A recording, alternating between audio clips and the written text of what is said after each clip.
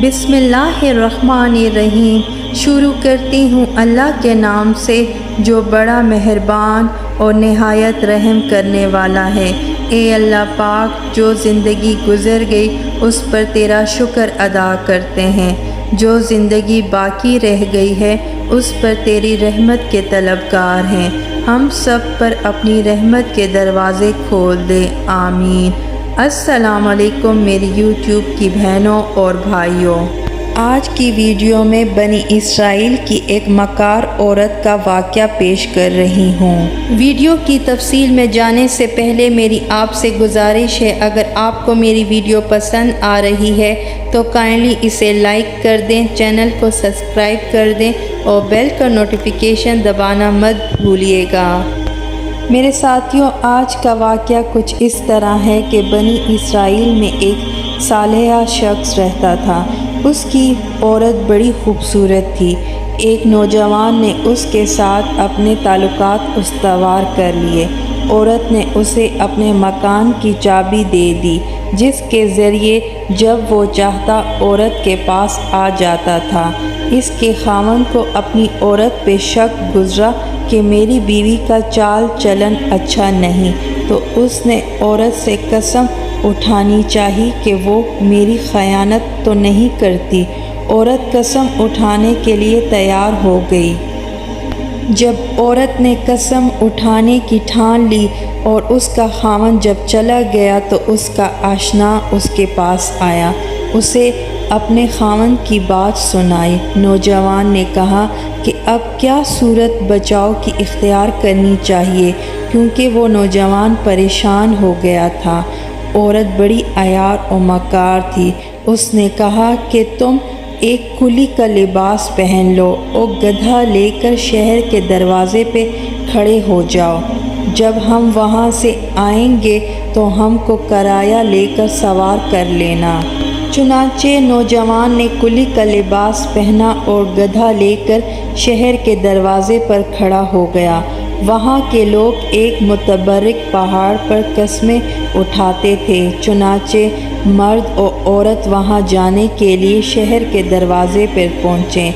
जब औरत ने इस नौजवान को, जो कुली की सूरत में था, देखा तो अपने खामन को कहा कि मुझे इस कुली के गधे पर सवार कर दो। मेरे साथियों, जब किराया तय कर खामन ने उसे गधे पर सवार कर दिया और इस पहाड़ पर चढ़ते हुए औरत ने अपने आप को गधे से नीचे गिरा दिया और इसके बदन का कुछ हिस्सा नंगा हो गया।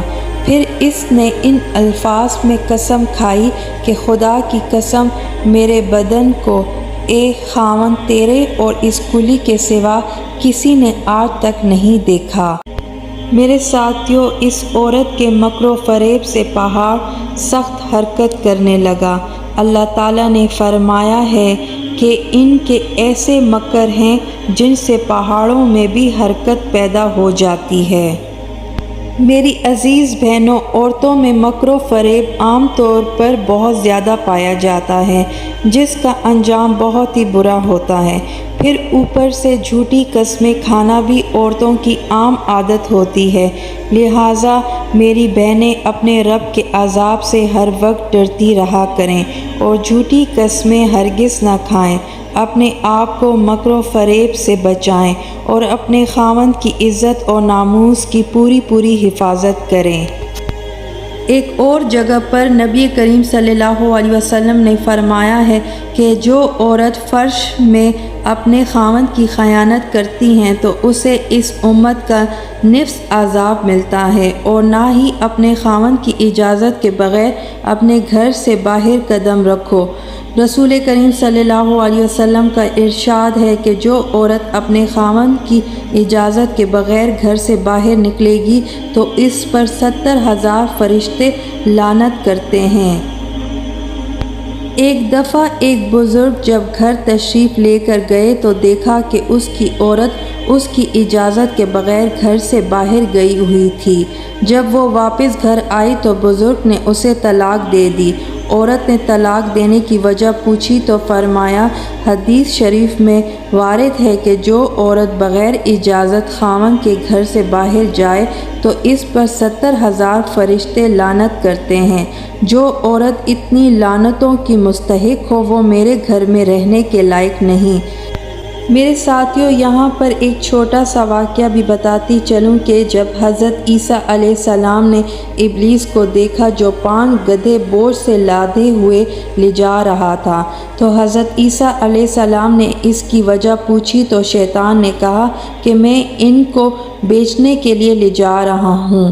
آپ نے فرمایا اس پر کیا لادا ہوا ہے؟ تو ابلیس نے کہا ان پر ظلم، تکبر، حسد، خیانت اور مکر کی گٹھلیاں ہیں۔ شیطان نے مزید کہا کہ میں ظلم بادشاہوں کے ہاتھوں بیچوں گا، تکبر چودھریوں کو فروخت کروں گا، حسد کا علماء سے سودا کروں گا اور خیانت تاجروں کے ہاتھ فروخت کروں گا اور مکر و فریب عورتیں خریدیں گی۔ میرے ساتھیوں، اللہ تعالیٰ نے اس دنیا میں نیکی کے ساتھ برائی بھی پیدا کی ہے اور ہم ان تمام برائی والے کاموں سے بچ سکتے ہیں، مگر یہ تبھی ممکن ہے جب ہم اپنی زندگی قرآن اور سنت کے مطابق گزاریں۔ جانے سے پہلے میری اللہ تعالیٰ سے یہ دعا ہے کہ اللہ تعالیٰ ہم تمام مسلمانوں کو اس دنیا میں برائی والے کاموں سے بچائے اور ہماری زندگیوں میں آسانیاں پیدا کرے۔ آمین۔